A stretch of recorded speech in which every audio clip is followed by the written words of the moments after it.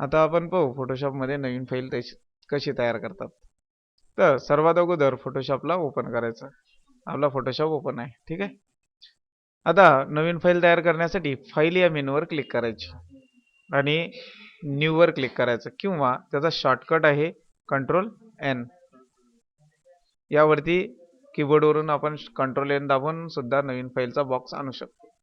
तर फाईलमधून जाऊन न्यू वरती मी क्लिक केली, माझ्यासमोर न्यूचा बॉक्स आला, ठीक आहे. आता या न्यूच्या बॉक्समध्ये काही माहिती आपल्याला भरावं लागते. अदर सॉफ्टवेअर सारखं हे नसते की डायरेक्ट ओके केलं की आपण ओके, कारण आपल्या फोटोच्या साईज वेगवेगळ्या असतात. म्हणून सर्वात अगोदर नेमच्या समोर आपल्याला ज्या कस्टमरकडून आपल्याला फोटो बनवायचा आहे, ज्या कस्टमरचा फोटो बनवायचा आहे, त्याचं नाव टाकावं लागेल. जर टाकलं नाही तरी त्याला तो नाव काय देईन, मग अनटायटल 1. आता मी समजा प्रणव टाकलं, ठीक आहे. प्रणव कम्प्युटर. आता त्याच्या खाली असते प्रीसेट. प्रीसेट म्हणजे ऑल वर्ड मधल्या सर्व फाईल्स च्या साईज ज्या जास्तीत जास्त वापरल्या जातात त्या ठिकाणी असतात. Default page size, letter, legal वगैरे वगैरे ह्या सर्व फाईल्स या ठिकाणी दाखवलेल्या असतात. यापैकी आपण निवडू शकतो. परंतु आता आपण मलकापुरात आहोत. मलकापुरात आपण कोणते फोटो आहेत हे आपल्याला माहिती आहे. फॉरेनच्या कोणत्या व्यक्तीला जर विचारलं की मलकापुरात कोणते फोटो चालतात तर ते सांगू शकणार नाही. त्यांच्याकडे ज्या साईज चालतात त्या वेगळ्या आहे, आपल्याकडे वेगळ्या आहे. म्हणून आपल्याला या ठिकाणून विड्थ म्हणजे रुंदीवरती क्लिक करून आपल्याला ठरवावं लागतं की आपल्याला कोणती साईज घेणं. समजा मला 4x आहे, तर तो उभा करणं की आडवा करणं हे आपल्याला ठरवावं लागेल. समजा उभा करणं असेल तर रुंदी त्याची मी 4 करेल. आपले नेहमी फोटो इंचेस, पण त्याचं युनिट आपले नेहमी फोटो इंचेस मध्ये असतात म्हणून इंचेसच ठेवायचं आहे. हाईट आहे, याच्यावरती क्लिक केलं की ते ऑटोमॅटिक सिलेक्ट होते. तिथं या ठिकाणी मी कीबोर्डद्वारे 6 टाकेल, ठीक आहे. आता वरती इंच आहे म्हणून खाली इंच आहे, ठीक आहे. म्हणून या ठिकाणून सुद्धा इंच निवडून घ्यायचं. ऑटोमॅटिकली 4चं इथं इंच केलं की खाली ऑटोमॅटिक इंच येते. ते फोटोशॉप 7 मध्ये येत नव्हतं. आता फोटोशॉप 8 मध्ये वरची जे घेतलं तेच खाली येते. रेझोल्युशन आपले नेहमी फोटो 300 रेझोल्युशन मध्येच असावे, कारण आपली जी मशीन आहे प्रिंटिंगची ती 300 रेझोल्युशनचीच आहे. जर कमी घेतले तर पिक्सल फाटून आपला फोटोवरती डाग येतात, वेगवेगळे लाल हिरवे पिवळे. जास्त घेतलं तर फोटो मोठा होतो, मशीन तो फोटो घेत नाही प्रिंटिंगला, आणि घेतलाही तर तो कटून जाते. म्हणून आपलं नेहमी स्टँडर्ड जे आहे ते 300च असते. ते नेहमी पिक्सल पर इंच मध्येच असते, कारण वरती आपण इंचेस घेतलेले. कलर मोड आपल्या ज्या मशीन्स आहेत त्या वेगवेगळ्या मोडच्या असतात. तर आपली फोटोची मशीन ही RGB मोडची आहे. यामध्ये bitmap, greyscale, RGB, CMYK, lap colour अशा वेगवेगळे मोड असतात. तर बिटमॅप मोड हा इंटरनेटवर फाईल पाठवण्यासाठी वापरला जातो, म्हणजे कमी साईजची फाईल करून टाकतो. ग्रेस्केल जेव्हा घेतलं त्यावेळेस या फाईलमध्ये कोणताही फोटो टाका तो ब्लॅक अँड व्हाईटच येतो. RGB नेहमीसाठी वापरतो, फोटो चांगली क्वालिटी येण्यासाठी. आणि फोटो आपण लॅबमध्ये जी मशीन वापरतो ती नेहमी RGB मोडचीच असते, म्हणून हे इथं RGBच पाहिजे. CMYK जेव्हा आपण बॅनर तयार करतो त्यावेळेस आपला जे बॅनरची मशीन असते ती CMYK मोडची असते. जर आपण त्या ठिकाणी RGB घेतलं तर आपले कलर फिक्कट येतात, म्हणून CMYK आपल्याला बॅनर बनवताना वापरले जाते. लॅप कलर म्हणजे जे सिनेमाचे पोस्टर्स वगैरे तयार होतात ते लॅप कलर मध्ये तयार होतात. ते एवढे काही खास नसतात, त्या पांढरट पांढरट भाग असते ना, तर ते लॅप कलर मध्ये तयार होतात. फोटोसाठी RGB हे निवडावं लागेल, हे ठीक आहे. इथं 8 बीटच पाहिजे. यामध्ये दोन गोष्टी आहेत, एक 8 बीट आणि एक 16 बीट. बऱ्याच वेळा काय होते की इथं 8 बीट आपलं नसते, 16 बीट होते, तर आपली फाईल ही JPEG मध्ये सेव्ह होत नाही. जी आपल्या लॅबमध्ये पाहिजे ती फाईल सेव्ह होत नाही.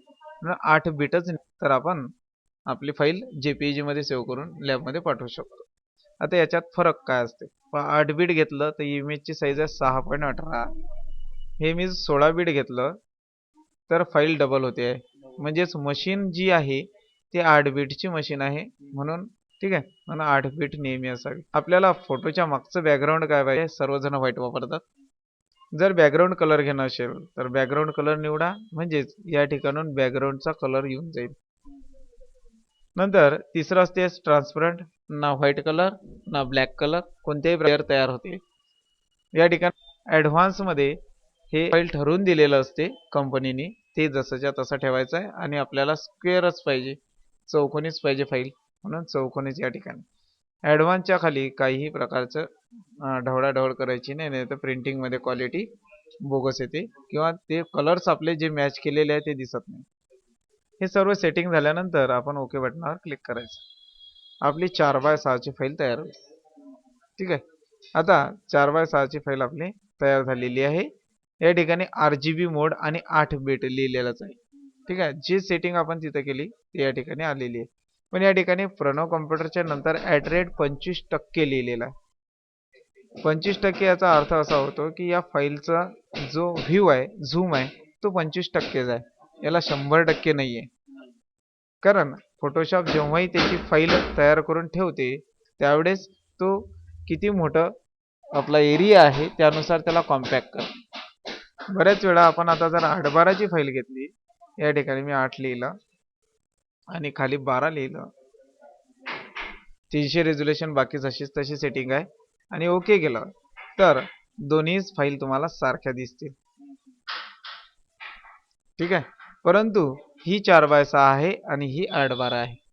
मग यानं काय केलं आहे, यानं या वर्कपेस नुसार तिला सेट केलेली आहे.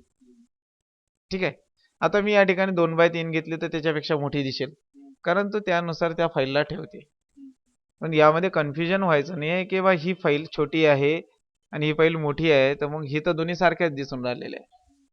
त्यात कन्फ्यूज व्हायचं नाही, हेच खूप महत्त्वाचं असते. अशा तुम्ही वेगवेगळ्या फाईल्स, आता तुमचं प्रॅक्टिकल आहे, वेगवेगळ्या फाईल आपण बनवायच्या. आता या ठिकाणी 25%चा व्ह्यू आहे, इथं 12.